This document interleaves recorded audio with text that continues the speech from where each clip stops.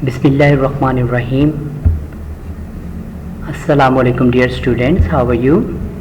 Hope you all are alright. Allah bless you all. Today our topic is direct and indirect narration. What is direct and indirect narration? ये direct और indirect narration क्या होती है? देखिए, direct speech, इसे speech भी कहते हैं, direct speech, indirect speech, direct narration, indirect narration क्या होती है? Let's find out the meaning of this, the base of this. Narration means, क्या मतलब होता है? The word narration derived from the word narrate. It means to express and to describe. इसका मतलब होता है, नरेशन वर्ड नरेट से निकला है, जिसका मतलब है टू एक्सप्रेस, टू डिस्क्राइब. यानी नरेशन का मतलब बयान हुआ और नरेट बयान करना. तो नरेट टू एक्सप्रेस या to describe.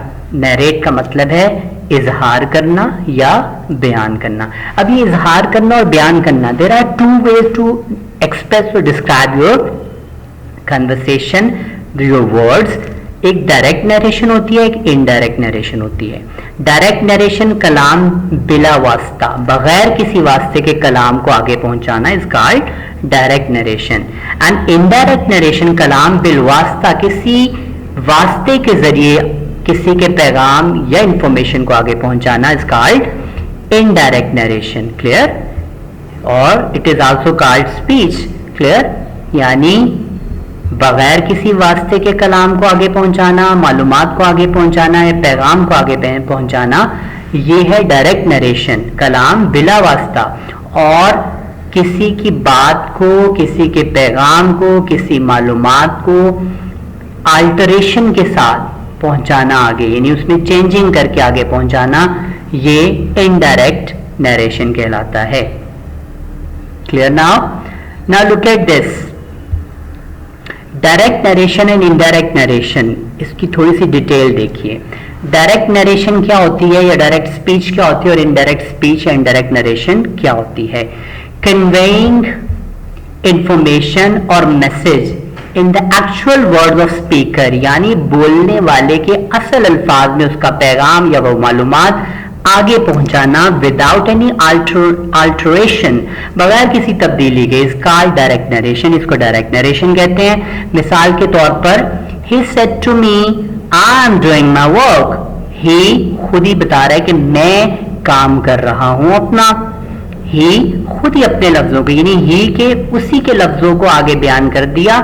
That is called direct narration. There is no any alteration here. कोई तब्दीली नहीं आई. So this is called direct narration. And most important thing is that you must know that there are two clauses of direct narration. Comma के इस side वाला जो clause होता है, इसे रिपोर्टिंग स्पीच कहते हैं, और इन्वर्टेड कोमास के अंदर जो होता है उसको रिपोर्टेड स्पीच कहते हैं. So don't forget this most important points, that direct narration has two clauses. One is behind the comma and one is in inverted commas. So comma से पहले वाला जो clause है उसको reporting speech कहते हैं, और inverted comma के अंदर जो होता है उसे reporting speech कहा जाता है. Is it clear now? Direct narration simple word में क्या कहेंगे कि कहने वाले या बात करने वाले के अल्फाज को सेम एज आगे पहुंचा देना उसी के लफ्जों में, इसको हम डायरेक्ट नरेशन कहते हैं. यानी बिला वास्ता मैसेज का कन्वे करना, बिला वास्ता कलाम भी कह सकते हैं. इसके दो क्लॉजेस होते हैं. एक कोमा से पहले होता है जिसको हम रिपोर्टिंग स्पीच कहते हैं, और एक इन्वर्टेड कोमा के अंदर होता है जिसे हम रिपोर्टिंग स्पीच कहते हैं. सो repeat it again and again. Is it clear? Direct narration जब समझ आ जाए तो अगले पॉइंट पे आ जाए. Now see indirect narration. What is indirect narration? Indirect, clear, conveying information और मैसेज, किसी मालूमात को या किसी पैगाम को आगे पहुंचाना, with some alteration in the words of the speaker. जब आप बोलने वाले के अल्फाज में थोड़ी तब्दीली करके उसे अपने लफ्जों में बयान कर देते हैं, इज कॉल्ड इनडायरेक्ट नरेशन. इसे इनडायरेक्ट नरेशन कहते हैं. For example, he told me that he was going his work. उससे ऊपर वाला जो हमारा डायरेक्ट नरेशन बयान हुई थी उसकी इनडायरेक्ट नीचे बना दी है मैंने. He told me that he was going his work. अब वो आई नहीं है, अब वो ही बन चुका है यहाँ पे, यानी इनडायरेक्ट हो चुका है। Clear? So this is called indirect narration, के बोलने वाले की मालूमात, उसके पैगाम को, उसके अल्फाज को थोड़ी सी तब्दीली करके अपने लफ्जों में आगे पहुंचाना इज कॉल्ड इनडायरेक्ट नरेशन। इसमें चूंकि अल्टरेशन ऑफ वर्ड्स हो जाती है, लफ्ज की तब्दीलियां हो जाती हैं, that's why it is called indirect narration. Is it clear now? Direct narration and indirect narration, and also it is called direct speech or indirect speech. Well then, excellent. Repeat it again and again. Whenever if you couldn't understand, read it again and again. If you understand it well, then see the next point.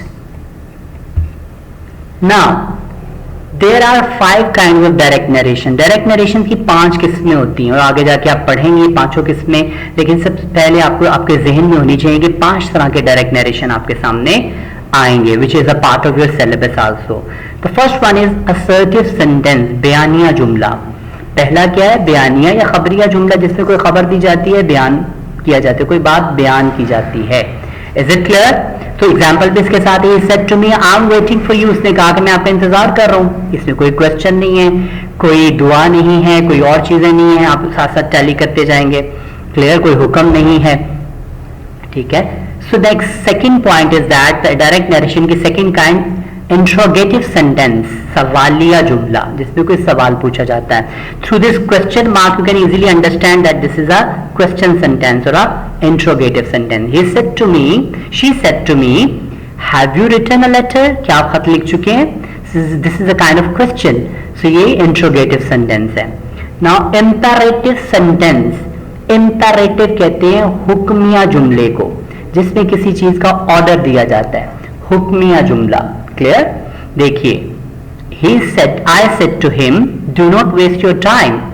मैंने उससे कहा अपना वक्त जाया मत करो, अपना वक्त जाया मत करो। तो ये ऑर्डर है, इल्तिजाई मानों में भी हो सकता है। Okay, now see the fourth kind, optative sentence. Optative sentence, the teacher said may you live long, उस्ताद ने कहा कि आप लंबी जिंदगी पे, अल्लाह करे आपको लंबी जिंदगी मिले। तो ये दुआया है। ऑप्टेटिव सेंटेंस इज कॉल्ड दुआया जुमले, दुआया फिकरात। क्लियर? नाउ एक्सक्लेमेटरी सेंटेंस, निदाया फिकरात, जिसमें निदा या फीलिंग्स शो करवाई जाए। और फीलिंग्स की कितनी काइंड होती हैं? सॉरोनेस होती है, हैप्पीनेस होती है, वंडरफुलनेस होती है। तो 3 तरह के जज्बात आपके हो सकते हैं, खुशी के भी, गम के भी और हैरानगी के भी। Look at this exclamatory sentence, निदाया फिक्रे। He said hurrah, I have won the match. उसने कहा hurrah, this is a exclamation. Look at the exclamation mark. Through this exclamation mark you can easily judge that this is a exclamatory sentence. Hurrah exclamatory word है जिसके and पे exclamation mark आता है। ये खुशी, गमी या हैरत के इजहार के लिए कुछ अल्फाज इस्तेमाल किए जाते हैं। Those are called exclamatory sentences. तो ये जो है हुर्रा, ये खुशी के इजहार के लिए इस्तेमाल किया जाता है। Hurrah, I have won the match, मैं मैच जीत चुका। Clear?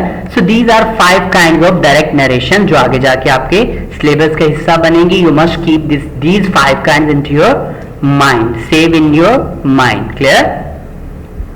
Look at, there can be 5 kinds of changing to convert direct narration into indirect narration. 5 तरह की तब्दीलियां हो सकती हैं, आ सकती हैं कि आप अपने डायरेक्ट नरेशन को इनडायरेक्ट में जब बदलेंगे तो 5 तरह की तब्दीलियां आपके सामने आएंगी। And we will later on discuss about these changing और we will see in details also इंशाल्लाह अज़ीज। सो चेंजिंग सेट टू को चेंज करना होगा आपको। रिमूविंग कोमास को हटा के क्या लगता है, सेट टू की जगह क्या लग जाता है। चेंजिंग प्रोनाउंस कैसे चेंज होते हैं, we will discuss it later in details इंशाल्लाह। चेंज इन टेंसेस को यानी टाइम को कैसे बदलते हैं। चेंज इन सर्टेन वर्ड्स, कुछ सर्टेन वर्ड्स होते हैं उनको कैसे बदलते हैं। और इन सब में most important changing in pronouns, this is very much important. इसके लिए हमें लिस्ट ऑफ प्रोनाउंस पे कमांड होनी चाहिए। जब भी आप डायरेक्ट करते हैं तो आपको लिस्ट ऑफ प्रोनाउंस जरूर आनी चाहिए। बाद अगले लेसन में हम लोग इंशाल्लाह उसको डिस्कस करेंगे।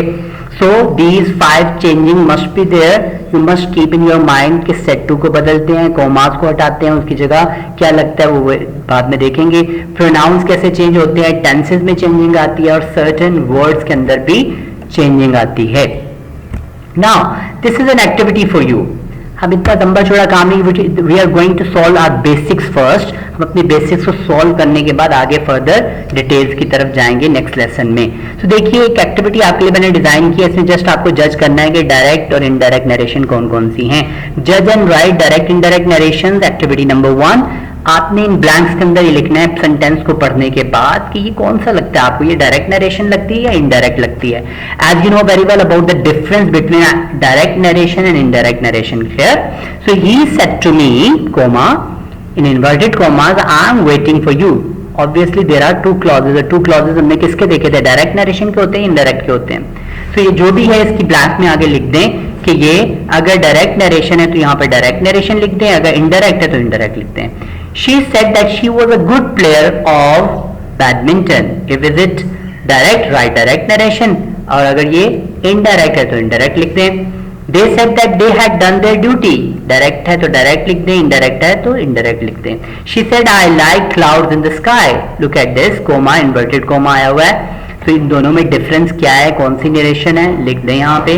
They said we have done our duty. यहाँ पे लिखना होगा कि is it direct or indirect. So through this you can differentiate between direct and indirect narration.